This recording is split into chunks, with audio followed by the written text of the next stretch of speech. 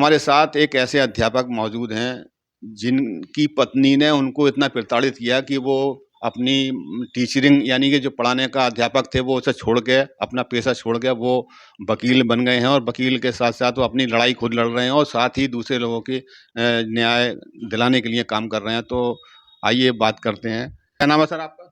नमस्कार सभी को। हाँ। मेरा नाम एडवोकेट सीपी सिंह है हुँ, और मैं डिस्ट्रिक्ट बुलंदशहर से बिलोंग करता हूँ हुँ, और 97 से मैं दिल्ली में रह रहा हूँ। यहाँ पे अपनी पढ़ाई हुँ, और साथ-साथ मैं जो ट्यूशन वगैरह पढ़ा के अपना खर्चा चलाता था यहाँ दिल्ली में हुँ, और तभी से स्ट्रगल लाइफ चल रही है मेरी अच्छा। यहाँ दिल्ली में।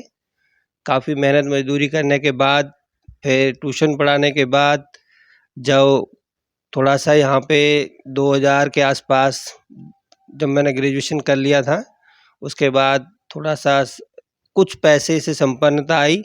उसके बाद धीरे-धीरे मैंने एक छोटा-सा ट्यूशन सेंटर खोला था यहाँ दिल्ली में, बुराड़ी क्षेत्र में। हुँ, उसके कुछ समय बाद में कुछ पैसा हुआ तो घर वालों ने मेरी शादी मेरे गाँव के पास के ही गाँव से हुँ, एक गरीब लड़की थी, उस टाइम वो भी मतलब ग्रेजुएट थी, उससे शादी की कि अब तू तो संपन्न हो रहा है धीरे-धीरे, किसी गरीब की सहायता के लिए किसी गरीब घर से भी शादी कर लो, तो किसी का सहारा होगा और कोई गरीब बच्चा शहर में आके अच्छा कुछ पढ़ लेगा और आगे से उसको भी पढ़ा लिखा के कहीं उसकी भी जॉब वगैरह लग जाए तो सही रहेगा। तो फैमिली की बात से सहमत होकर मैंने भी अपनी सहमति दे दी और बहुत ज़्यादा मैंने उसके बारे में जानकारी नहीं हासिल की थी क्योंकि मैं दिल्ली में ही बिजी रहता था अपने काम में और अपनी पढ़ाई में। जब शादी हुई 2009 में, तो जैसे ही शादी के दूसरे तीसरे दिन बाद ही वो दिल्ली आ गई थी मेरे पास में। तो उसका मैंने काफ़ी कोशिश की कि भाई तुम आगे पढ़ लो। मुखर्जी नगर जैसे एरिया में मैंने कई सारे कोचिंगों में उसको मतलब पत्नी भेजा। को पढ़ाने की कोशिश करी जी, आपने? जी, जी। क्योंकि ग्रेजुएट थी, उन्होंने पहले बोला कि नहीं मेरी कोई तैयारी कराएगा तो मैं कहीं गवर्नमेंट वगैरह तैयारी हुँ, करके गवर्नमेंट जॉब के लिए हुँ, तैयारी करके गवर्नमेंट जॉब हासिल कर सकती हूँ। हुँ, लेकिन जब मैंने वहाँ भेजा, काफ़ी मैंने कोशिश की, कई सारे कोचिंगों में मैं लेके गया उसको, तो उसने आके रोज़ लड़ाई झगड़ा और गाली देना, तू-तू करके बात करना और तुझे क्या पता मैंने सिर्फ़ शादी इसलिए की थी कि मुझे तो दिल्ली में रहना है और कुछ नहीं करना है, हुँ, बस मैं दिल्ली में रहने के लिए तुझसे शादी की थी। डे बाय डे झगड़े बढ़ते गए, मैंने उससे कोई भी एक्सपेक्टेशन छोड़ दी, आगे भी उसको एमए की मैंने पढ़ाई कराई थी, एमए की उसने। घर में छोटी-छोटी बातों को लेके लड़ना, झगड़ना क्योंकि मैं ट्यूशन पढ़ाता था, तो मेरे पास में बच्चे बड़े ले छोटे सभी आते थे पढ़ने के लिए, तो उन्होंने ऐसे-ऐसे एलिगेशन लगाना कि भई तुम जो इनके साथ संबंध है, तुम्हारे इनके साथ संबंध है, मेंटली डिस्टर्ब हो गया। फिर भी मैंने 10 साल तक इस संबंध को बनाए रखा और समाज में क्योंकि एक टीचर की इज्जत होती है, कोई प्राइवेट टीचर भी होता है तो समाज में सब सर जी नमस्ते होता है, तो उसको बचाने के लिए उसकी सारी चीज़ों को सहन करता रहा। 2017 में मेरा घर मैं उसको बनाने लगा, बुराड़ी क्षेत्र में ही है, 100 गज का। तो 2019 में बन के तैयार हुआ, एक डीलर से बनवाया था मैंने।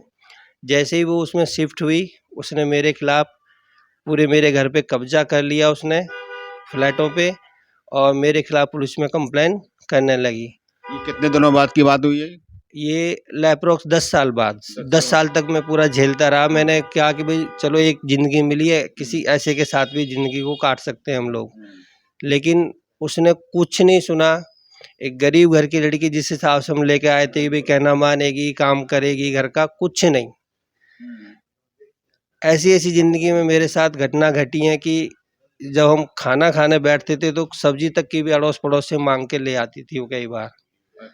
हाँ, बच्चा बच्चा हुआ इस दौरान? हाँ, एक बच्चा हुआ जो 2012 में हुआ था हुँ, और उसके बाद में कोई बच्चा नहीं हुआ। अच्छा, बच्चे तो तब होते जब कोई हमारे संबंध होते, उसके बाद अच्छा। संबंध ही इतने खटास हो गए थे कि आपस में कोई संबंध हमारे बीच में नहीं थे। हुँ, 2019 में जब उसने ये पूरी कोशिश की कि अब गाली भी देना, सब काम करना कि तू मर जा, और अब तो मेरे पास मकान हो गया, कुछ किराए पे दे दूंगे और कुछ में अपना काम चल जाएगा। इस टाइप से जब गाली देने लगी तो मन इतना परेशान हो गया, मेरा माइंड भी इतना खराब हो गया था। बहुत इलाज कराया मैंने अपने दिमाग का, और मैंने अपनी बातों को सोचा और एक फाइनल डिसीजन पहुंचा कि जीने का कोई अर्थ नहीं है, और सुसाइड करने की नौबत मेरी आ चुकी थी।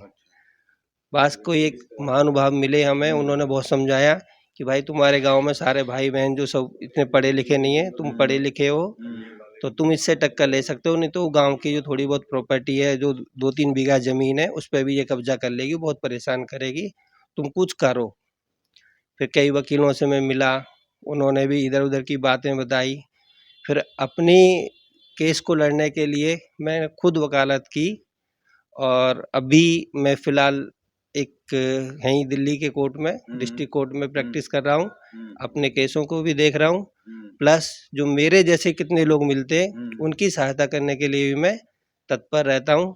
और मुझे कोई ऐसा लालच नहीं है कि बहुत ज़्यादा मुझे फीस मिले, बट मैं उनके लिए तैयार हूँ जो ऐसे झूठे केसों से, जिन जैसे झूठे केसों से मैं आज जूझ रहा हूँ कि मैंने उसको कभी नहीं मारा, कोई मैंने गलती नहीं की, कभी गाली नहीं दी, और उन्होंने सारे एलिगेशन लगा रखे मेरे पूरे गांव के भाई बहन भतीजे सबके खिलाफ में, उसने एलिगेशन झूठे झूठे लगा रखे हैं। मैं उनसे जूझ रहा हूँ।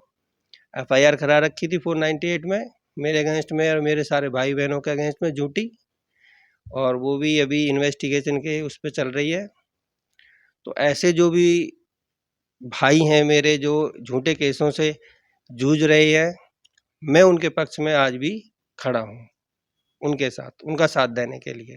तो आज के जो वर्तमान में आप वकालत कर रहे हैं, तो आपके सामने ऐसे केस और भी आ रहे हैं जैसे आपके साथ हुआ? बिल्कुल सर, मुझे तो खुद रोना आता है, मैं देखता हूँ कितने लोग सिर्फ यही कहते हैं कि यार हमने एक गरीब घर से लड़की से शादी कर ली और उसका यहाँ आके उसका तुरंत बिहेव बदल गया। उनके माँ बाप जिनसे हमने शादी में कुछ नहीं लिया था, वो 25 लाख हमने दिया जी, सामर्थ्य से बढ़कर हमने 40 लाख दिया। इस टाइप के झूठे झूठे एलिगेशन लगा के उनके पूरे परिवार को, जो शादी में भी नहीं आए, ऐसे ऐसे लोगों के नाम लिखवा देते हैं और पूरे परिवार को परेशान करते हैं।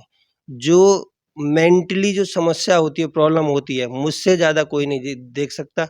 कई रात नींद नहीं आती है, सर में दर्द हो जाता है, कई बार दवाइयाँ खा के सोना पड़ता है, क्योंकि आदमी दूसरे से लड़ सकता है, जो अपने घर में ही ऐसी चीज़ें होती हैं उनसे लड़ना बहुत कठिन होता है यहाँ पर।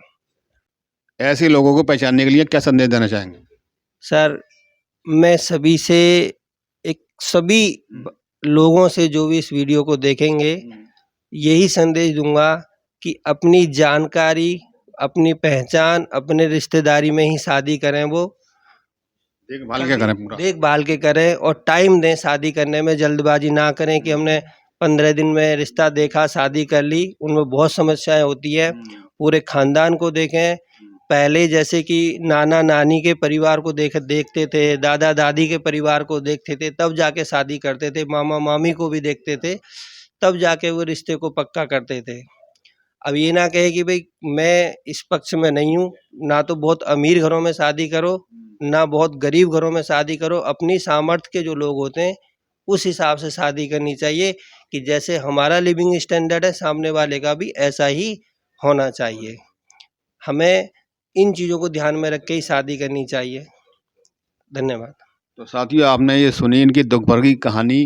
इन्होंने ये बताया कि उनकी पत्नी ने किस तरीके से प्रताड़ित किया और ये घर की क्लेश नहीं झेल पाए, और इन्होंने खुद अपना वकालत का पेशा अपनाया और खुद अपनी लड़ाई लड़ रहे हैं, और साथ ही दूसरे ऐसे जो प्रताड़ित लोग हैं उनके लिए लड़ाई लड़ने का काम कर रहे हैं। तो दोस्तों, आपको ये हमारी वीडियो कैसी लगी? वीडियो अच्छी लगी हो तो लाइक करें, शेयर करें, कमेंट करें, और इसी तरह की खबरें देखने के लिए चैनल को सब्सक्राइब करें। जय हिंद, जय भारत।